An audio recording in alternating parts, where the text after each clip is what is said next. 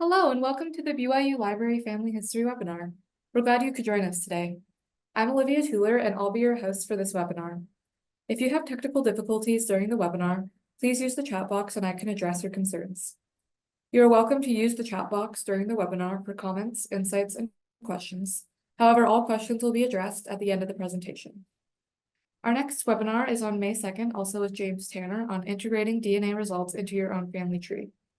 If you would like to access a previous webinar, please visit our webinar index on our website or search on our YouTube channel. All of our webinars are recorded and uploaded by the following Monday for your convenience. We also post links to recordings and other updates on our Facebook and Twitter accounts. For today's webinar, we are pleased to hear from James Tanner on an inside view of working with the FamilySearch family tree. Before we begin, here's a little bit about James. James Tanner has worked for 17 years as a family history volunteer and is presently serving at the BYU Library Family History Center. He's on the board of directors at the Family History Guide Association and has 7 children and 34 grandchildren. And we'll now turn the time over to James if he's ready. Okay, well, welcome everyone to another BYU Library Family History Center webinar. We have these regularly, and we also have Sunday classes, so there's quite a bit of lot of things going on. We're going to talk today about what I call an inside view of working with the FamilySearch family tree. And as if you work with the family tree, then you probably might recognize some of the things that I say, but it may help you understand and become, let's say, more at peace with the family tree than you might be otherwise. And so this is kind of what we're intending to talk about. The main objective I have is to help you to avoid errors, frustration, and conflicts with the family, well, on the FamilySearch.org family tree. And this kind of a guide of what's going on with the tree, how it works, and why it may not look like it works, or why there's other things going on, and give you also some back perspective when you're looking at the FamilySearch.org and have some of the history of what's happening. So the first thing to understand is that the FamilySearch family tree is based on a wiki program. And when you're working with the program, the wiki program that we call the family tree, you're dealing with the structure and the advantages and limitations of a wiki. Now, what is that? Well, the wiki that most of us now are probably familiar with, things like Wikipedia and other wikis out there. The idea of a wiki is that it's a collaborative effort that people can go in and edit and change and modify the content of a wiki. This is when wikis began back at the very early days of the history of the internet. There was a lot of distrust because the basic concept of allowing people to make changes, who are the user base of the program, was just seemed like it would create chaos. Well, in some cases it does a little bit of chaos, but because of the wiki structure and the nature of wikis, they have a tendency to get better over time. Unfortunately, when we talk about the FamilySearch family tree being a wiki, people say, well, it hasn't gotten better over time. Well, the answer to that is, yes, it has very definitely gotten better over time. And if you have the many long years perspective of working with the family tree, you'll realize that it's many of the things that people have had trouble with in the past have toned down, you might say, or disappeared. But if you're still having trouble, then that's some of the things that I'll talk about here, is why that would be the case, and what's happening that's probably going to change that. There are other wiki-based family tree programs. In fact, one of them is called Wiki Tree, and it is quite a large program, and it has over 1 million members, and it's been going for 15 years. And there are millions of profiles and DNA test connections. It's a free program. And this is this, if you want to see what another wiki looks like and how it is functions. One of the main differences between some wikis and other wikis is the idea of moderation, meaning having moderators, people who look at content and are decide what should or shouldn't be added into the wiki itself. That is not the case with the FamilySearch family tree. There are no moderators other than the users themselves. So in a sense, when you begin using the family tree, you are already a moderator, and that means you're already going to see things that you want to change. And it's possible for anyone who uses the tree to change. So let's just say that it's completely different from the individual family tree websites. So if you have a website, if you're using a website such as Ancestry or MyHeritage or one of the other online or even your individual website, like if I mean a program like a desktop program like Roots Magic or Ancestral Quest or all the other different desktop programs. The difference is dramatic because those programs are your tree programs. In other words, if you start a tree on Ancestry, you control it. No one can, and you can even make it so no one can see it, which would make no sense at all because that doesn't help you do your genealogy at all.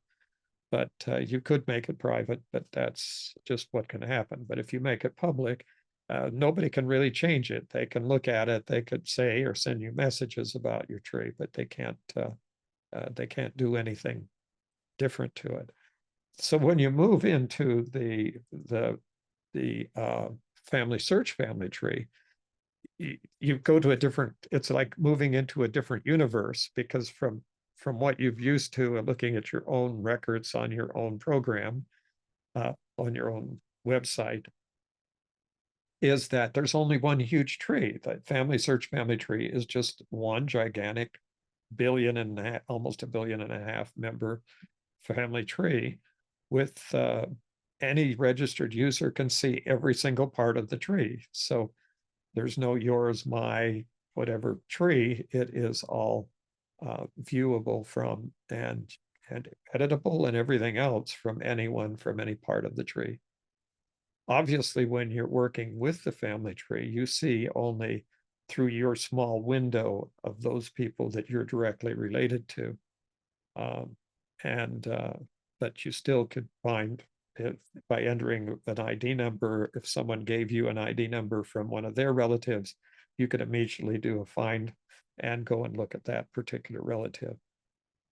So when you get into this, there's some distinct advantages to this. And here's the core idea of the FamilySearch family tree and why it is immeasurably valuable compared to all of those, let's say, millions of other trees that are out there.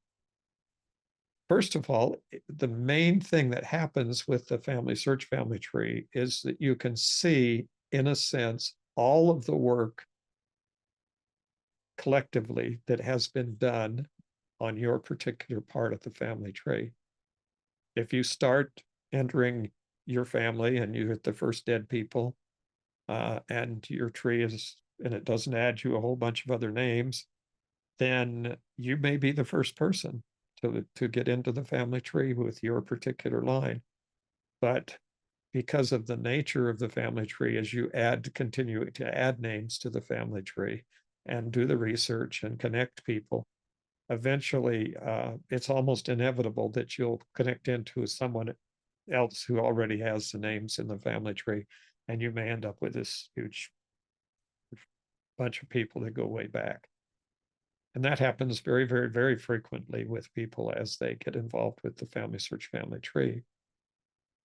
So what can happen here is that you then don't have to spend so much time going back through that, what we call the survey part of doing genealogy.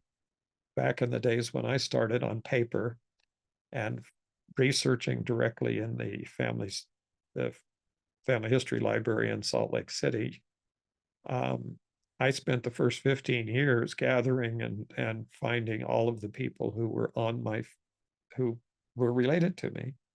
And it was basically a process of going through family group records and records at the family history library and making copies of the sheets of the family group records, sheets and pedigrees, so that I could figure out how I was related. And during this whole time, I was putting all of this information into computers in a series of computer programs. That whole process is condensed into the time it takes you to click back and look at who's already in the family tree on your lines. So that's the major issue there, is that we're not redoing from scratch everything that has to be put into a family tree, because this is one place to put all that information. Another thing that's not quite as obvious about the FamilySearch family tree is that the underlying genealogical relationships are based on complex programming that's very particular about what is entered. Okay, so what we have here is some things that are very, very specific that we need to be involved with. And that may not be, it may not be very obvious until you start getting little notices from FamilySearch that say, that have little red markers that say, oh, this date is wrong, this isn't standardized, this isn't all these things that need to be done. And so what's happening here is what has happened over the years with the FamilySearch family tree is that it has incorporated several what we call genealogical conventions concerning the content and the formatting of the entries. So instead of having it just whatever you put in, they want to have you have a specific format for the date. So if you enter a date, they're going to say, we want you to put this in a certain way. And if it's too far out of the norm, then it will not be, it'll be, say, the date's unacceptable. And then in the same way, it's with places. We have the family tree has a huge database of places around the world. And so the formatting, how you format those places and enter them into the computer is specific. There's ways to modify that, and that gets into the fact that you can enter a date, or I mean a place that is not in the database, and it will take that and then add it to the database, and it may make that part of the standard in the future. So there's just a whole kind of procedural process that's going on under the surface of the FamilySearch family tree. Name formats are the same way. That doesn't prevent you from putting in a name that isn't accurate or doesn't conform to the standard way of entering names. But bearing in mind also that quite recently, the FamilySearch family tree has allowed names in a whole different cultures. They have a pull name menu when you go to enter a name for the first time, that you can choose which language and part of the world that the name came from. And then the form actually will change to conform to that particular area of the world. But these name formats are very important. And one of the most common issues on the FamilySearch family tree is that you add extraneous characters. In other words, you put a name and then you put parentheses and you put the nickname in. Well, there's a place to put that other name or the nicknames or other names that are used. And that is not part of the name function. And so because this is a programming thing, it'll accept some of that. But as you do that, it basically stops working in the way that is helpful to you. And that means that you're not going to be getting the record hints and things that you need, because you have information that the computer doesn't particularly care to see. It's the same thing with the source formats, the way we put the information, and you're guided by doing in each of these by the form, the spaces on the form where you fill out the information. but that kind of information is important. And if you're looking at the FamilySearch family tree and you wonder what the formats are, all you have to do is look at some that do not have all the little red markers that say that they're wrong. And you can see what they're asking for, what the computer is looking for. Another part of what's here is called metadata. And on the FamilySearch family tree, there's very, very, very many different ways to add all of this metadata in, and that is in different fields that have been created. It's more obvious when you're adding the information when you answer the question, why did you put that information in? And to give us a reason statement. And all of those reason statements and things become part of the information that's kept with each individual. And that, in a sense, that's what this term metadata means. It's not part of the actual data, it's comments on the data that's there. So, for example, if you find a name and it's unusual, you can say this name was unusual because, and that explanation then becomes attached to that name. And that becomes what we call metadata that gives explanations about the information that's in the data rather than adding additional information. And there are many more issues of and structure.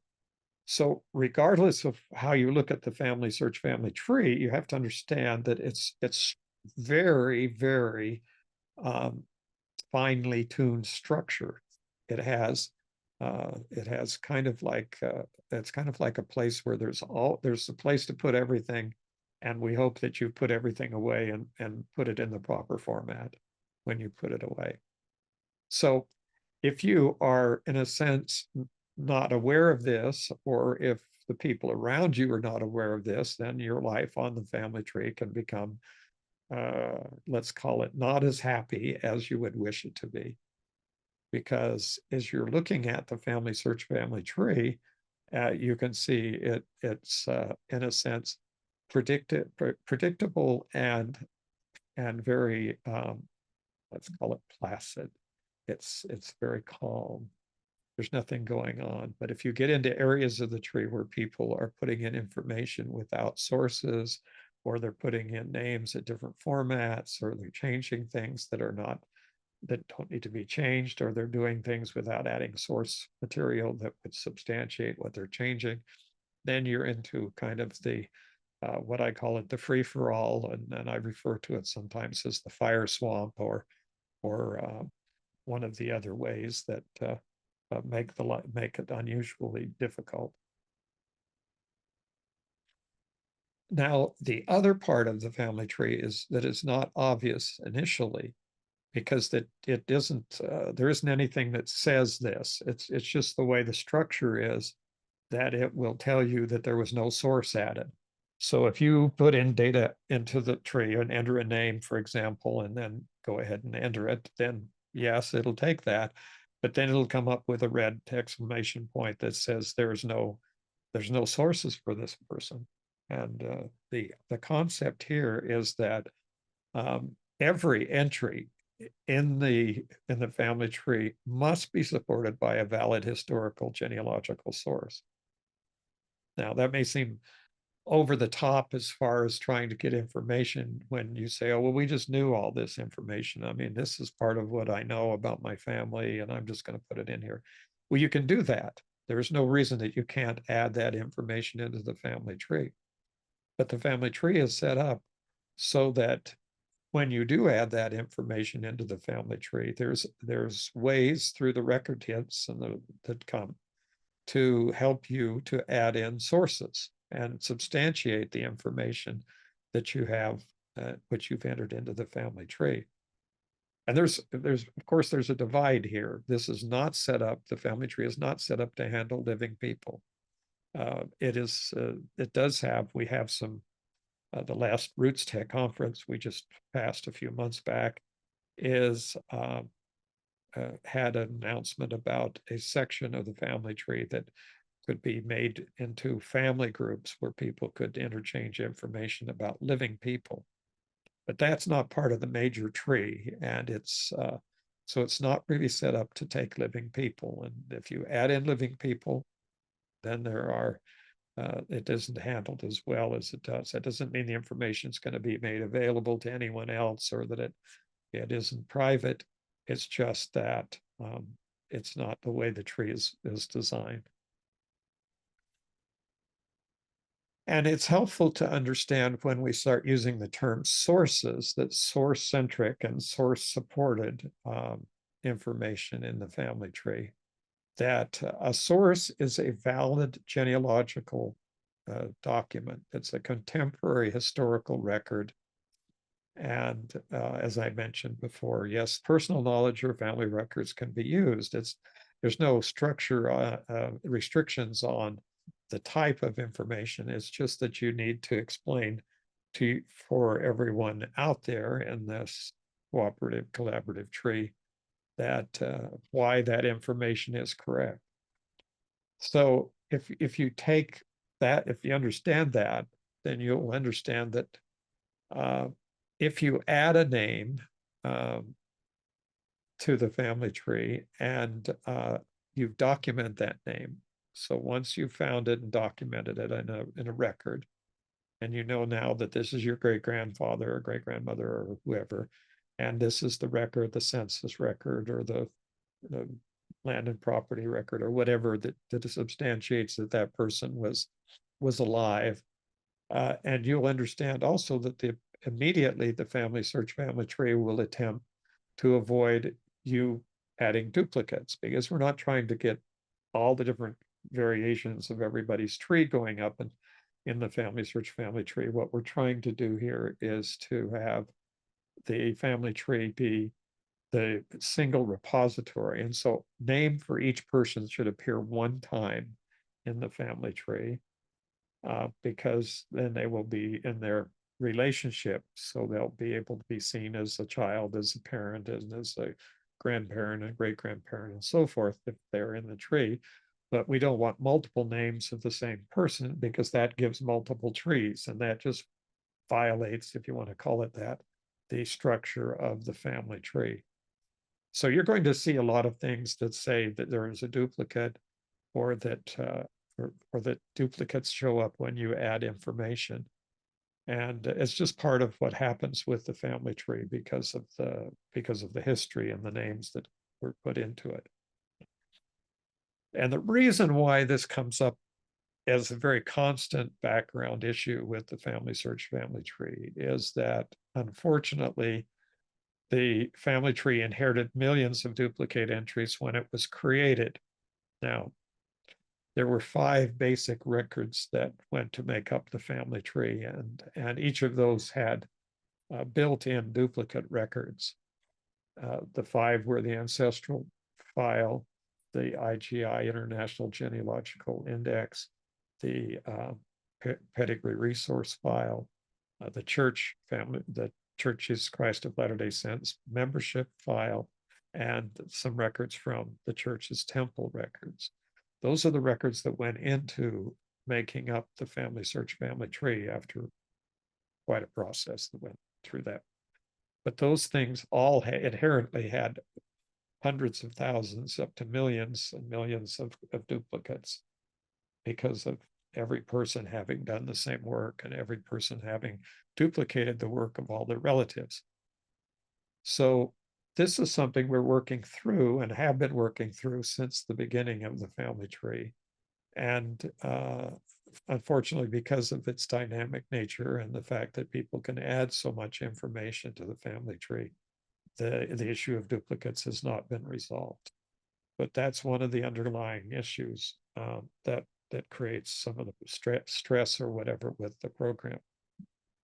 And you can imagine, and this is a very important thing to understand. If anyone adds someone into the family tree without any sources and without any complete information, then they're almost inevitably going to be duplicate. It's just not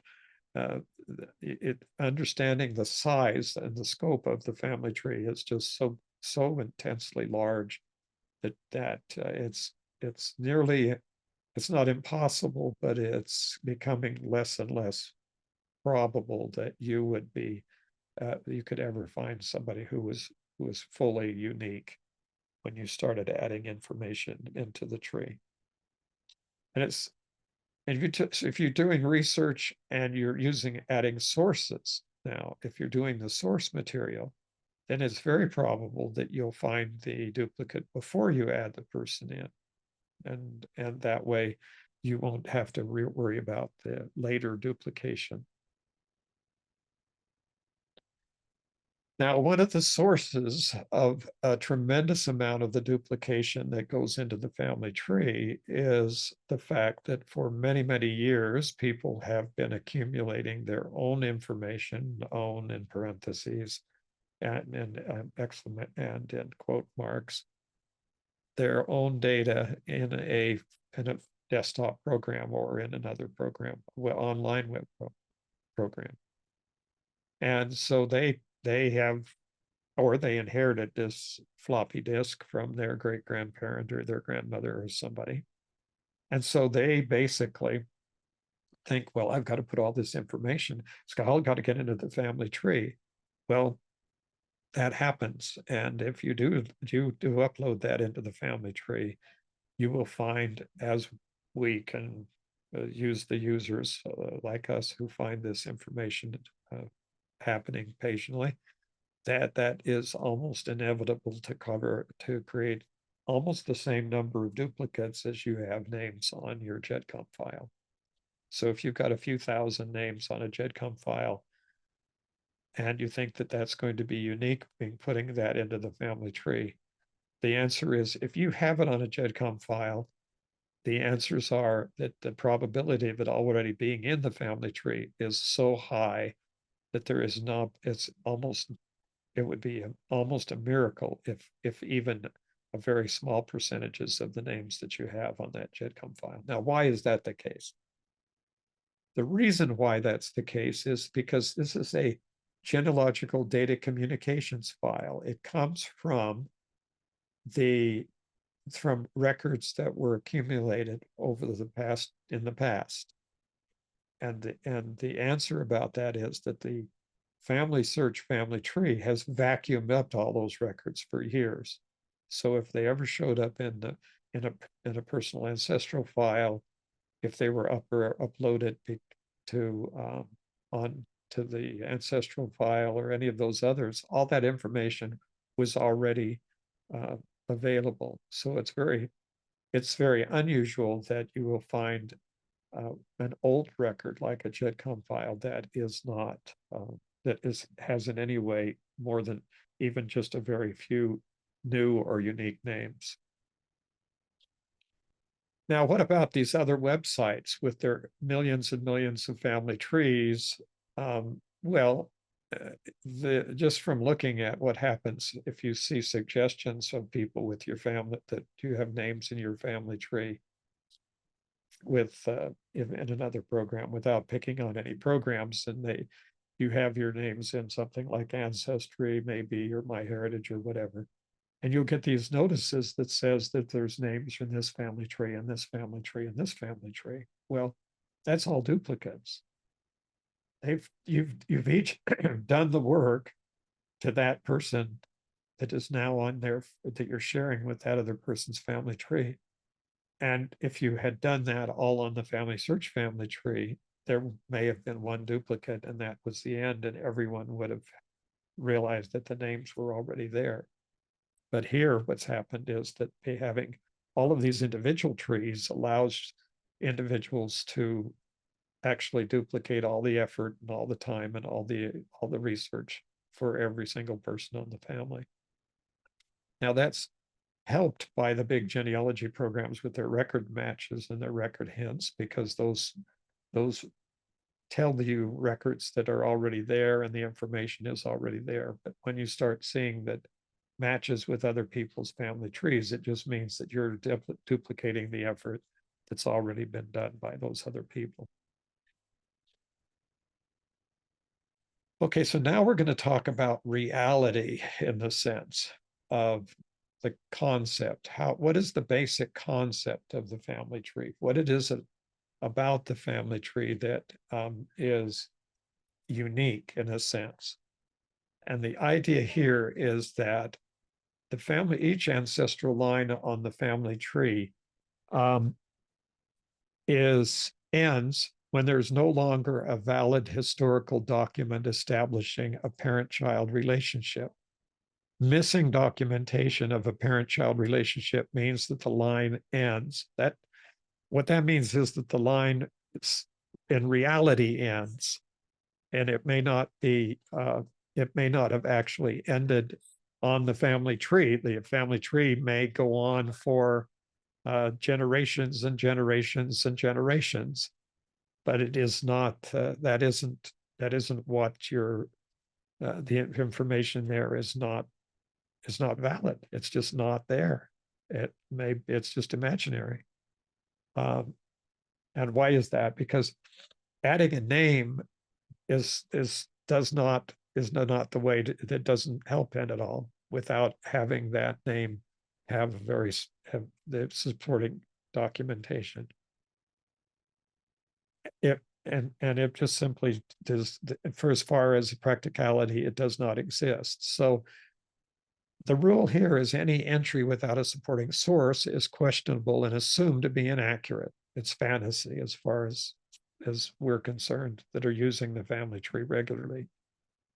Not that you may have thought this was absolutely the next person, and we know this, and I know this because of this. But if you want to, make some headway there and not have somebody just automatically eliminate your person and detach the person from the line that you've put them on, then you need to justify that by having a source. And if your source is that you have done the research and this is the person, then please put that in and please explain that in detail. If you just found your family tree went one more name and you never knew why it did, but you figured it was correct because your grandmother did all the work, then you're, what you've got there is hearsay in the sense that you've just moved beyond any basis in fact. Now, if you want to work on it and speculate and do preliminary guesswork or other unsupported ideas, there's a way to do that. There's a program called beta.familysearch.org that is essentially what we call a sandbox. And what that means is that you can go in there and work, and it's a copy of the entire tree, of the entire family tree. So you'll recognize all your names and everything. But once a year, usually in November, they reboot the whole thing. So any changes you've made or anything you've added to the beta family search thing just goes away. It's gone. It just gets erased, and all the new information from the family search family tree goes into that program. But that's one option. That's a free option. But you can also put it on another website. You can put your information on a desktop program. There's a way to do that if you're wanting to work on the program. And if you're the kind of person that says, I'm not going to work on the family tree because people changes, and well, then you can work on your own program and do that. Just a reminder what I just said. I said the beta family search website's renewed every year and all the changes disappear. So that's not something you're going to be able to keep information on. Now, if you start working and you realize you have been working on the beta FamilySearch.org program and you didn't mean to be working on that program, then I would suggest going back to the family tree, pulling up both websites and making sure that you have the same information over in the, let's call it the real family search family tree program. So the question is then, where do you start working? What if you just come to the family tree and you see, you can have different people have different experiences, and I'll talk about that in just a second. But the basic concept is working where, and the idea that most people have is that they need to go to the end of the lines, because the whole idea is we need to keep extending the lines and extending the lines. And when you go to an end of line, clicking back, then you'll find out, oh, this person does not have any parents. So I better start researching this person who needs the parents. And the answer to that is it depends entirely on how many years and how many people and how much family you have had that have been involved with the FamilySearch family tree. And so if you've had a lot of family involved, it's very possible that that end of line is an end of line that's been looked at for 100 years, and you're not likely to find the information. It's very possible you might, because there's new information coming out all the time. So but understanding that it might be more difficult than going other places. And one other thing that happens, of course, is if you've been working with the family tree for many years, and the amount of information that you find and the information that's available can be overwhelming. It can just be impossible to comprehend what you're going to do with this massive amount of information. Here's the issue. And how this actually works. How this actually works is that you need to know who these people are. So when you look at a fan chart like this one, it's not just a bunch of names. From my perception, and if the way that it's after the time I've spent looking at the family tree, each of these people that I can see from this screenshot of the fan chart are people that I know who they were, I know what they did, I know where they lived, I know where they came from, I know the time frame they lived in, and all of that information about the people.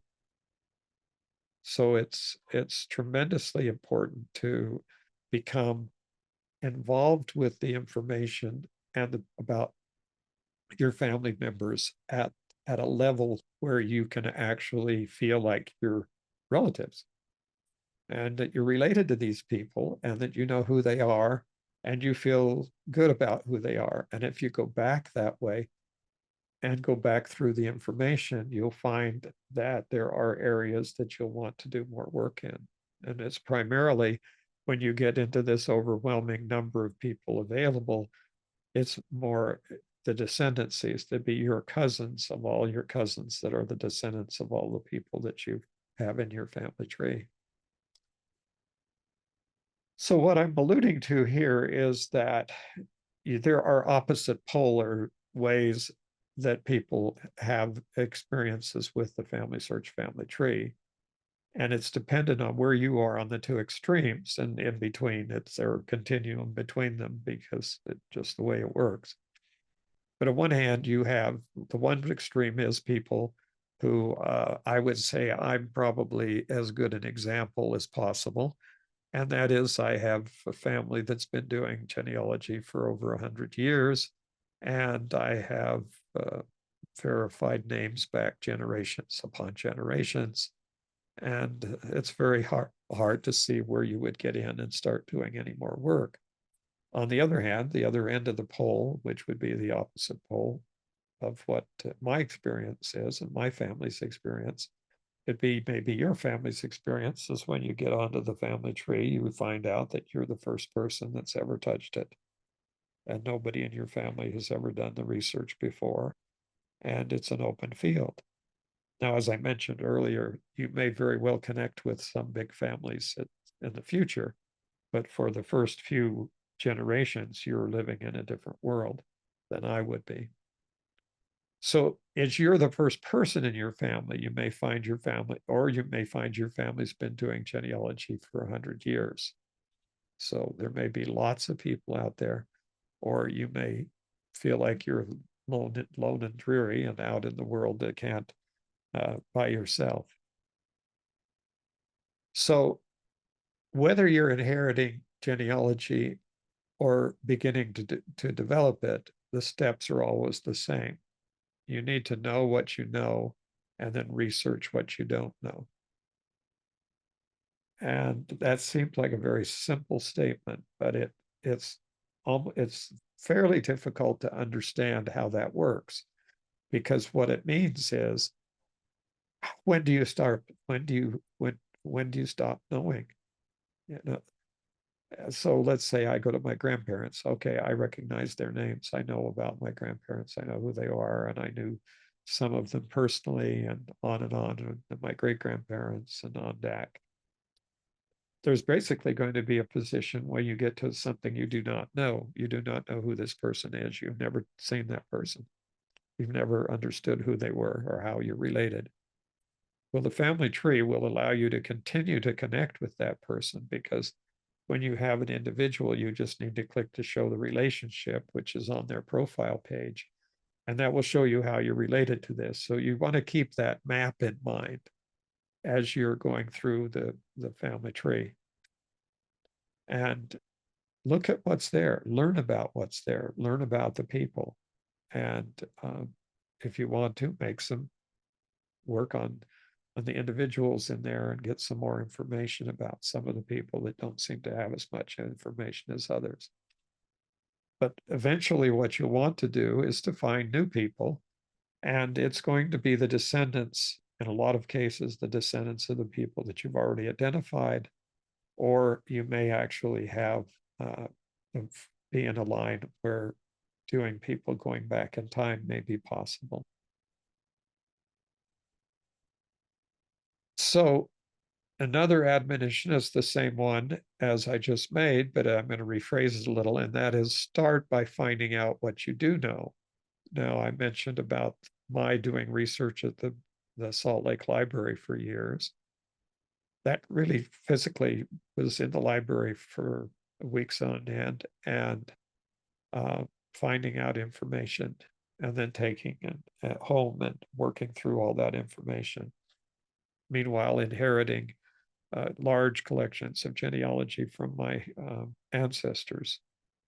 And so all of this information became the basis for my entering of the information in the initial computer programs that ended up being the seed information that went into the FamilySearch family tree.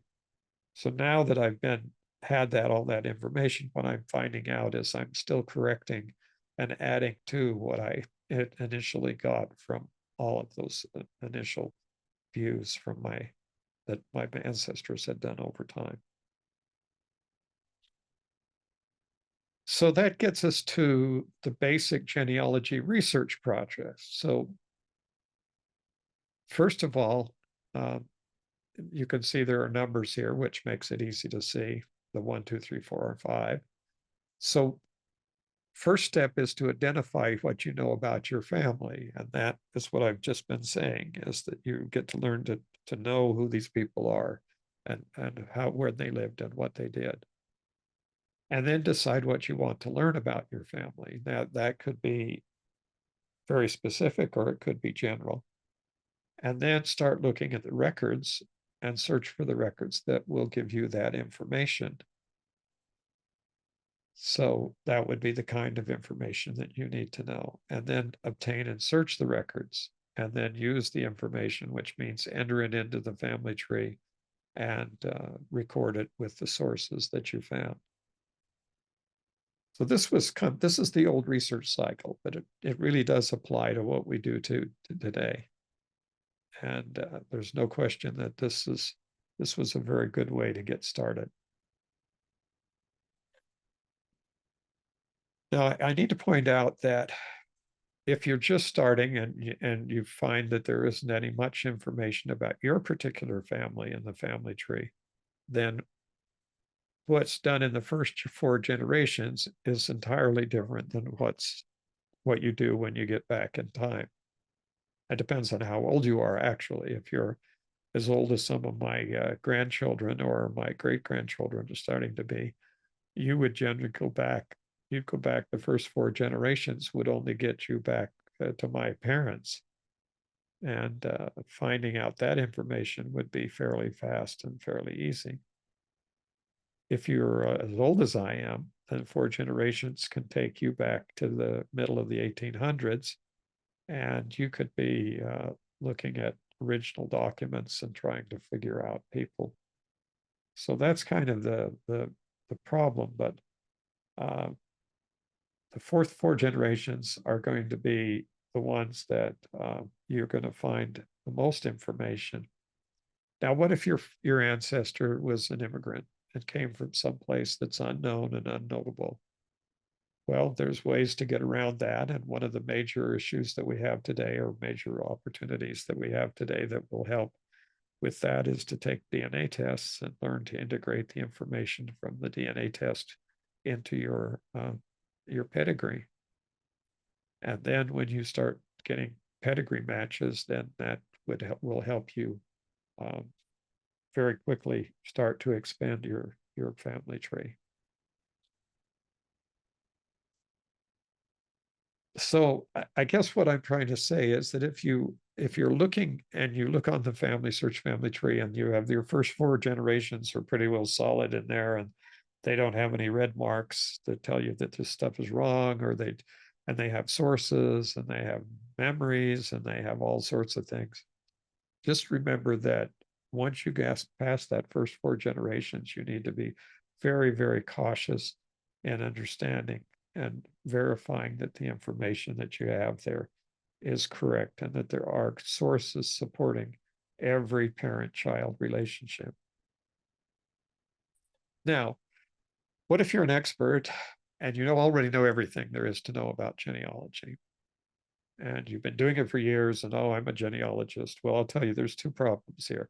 And either you'd already don't want to use the FamilySearch family tree because either your own experience or what you've learned about it, you just don't want to touch it. Or on the other hand, you know how to survive when you get into this FamilySearch family tree and know how to use it and can benefit from all of the information and that's there and all the different lines that are available. So what I'm cautioned to do is to do these few things before adding any information to the family tree. First of all, read through the profiles, look for errors and inconsistencies already in the family tree. It's the way, because it's a collaborative, things can change, people could have put new things in. You need to make sure that the information is consistently reviewed, and so that you can watch what's happening and make sure that the information is consistent. And then read through and be familiar with all the sources already attached. I cannot emphasize this enough. You really do need to sit down and look at all the memories and all the sources, unless you have already know that information and or put it in yourself. You just are basically going to need to know that before you ever get started. There's a reason for it. There's a reason for all the information that's there. If there are no sources, you're already in the jungle or the swamp. So once you get to the point where anything is entered that has no source, then the challenge is that information is incorrect or probably incorrect. And so you need to start looking and seeing how you can correct it or make it better. And also look at all the memories and learn about the person. Make sure there's a source for every parent-child relationship. And then if you go through these 3 little steps here, that will give you a very good chance of actually finding real information. Now, if what I've talked about doesn't make any sense, or you've had trouble understanding what I've been saying, I would guess that you need to brush up on some of the details of doing genealogy. Unfortunately, we have the Family History Guide, which is the fhguide.com, that will help you step by step learn all of the processes and all of the countries and all of the records that need to be looked at.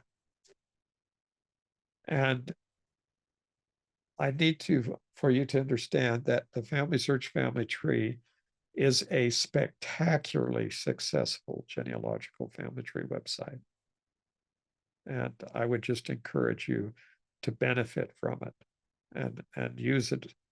And if the frustration level gets high, I would suggest you do what most of us do, and that is park your information out on a different website and come back to the family tree to correct and add and work with the names that are there. Because the core idea, like I mentioned at the beginning, is that it helps you to avoid duplication of effort, meaning you're redoing work that's already been done, already been sourced, and is already available online. And that keeps you from having to spend that extra time. Okay. Well, thanks for watching. And we'll see if there's any questions. I guess the question is this my tree? And we may share some lines. Well, it's not my tree, it's the family tree.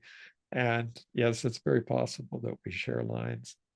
And you can contact me through the BYU Family History, BYU Library Family History Center by simply sending them a message or calling us, and we'll be glad to talk to you. Oh, we have one question from Cami. She says, where do you suggest putting personal interview information that is the only source available? A friend from China has this problem. Well, you can put it in as a source. I mean, the source, the fields on the source don't seem to be as friendly for that, but you just explain that information as a source. You can say the individual who provided it, the date, or how the circumstances, or it was a letter, or you got it from wherever you got the information. That's totally valid. And that's what I meant to convey there, that when you're doing a source, you're just telling us where you got the information. If you said, oh, I got it out of my grandmother's KEDCOM file, then that helps us too, because then we know that the information is probably duplicative or not correct. Thank you so much, everyone, for joining us today. We hope you will join us for our next webinar, which is on May 2nd, also with James Tanner, on integrating DNA results into your own family tree. We won't be having a webinar next week due to graduation. A recording of this webinar will be made available next week. You can view that on our YouTube channel or on our website. If you have any comments or questions, you can always email us at fh_webinars@byu.edu or follow us on Facebook and Twitter. Thank you and have a wonderful week.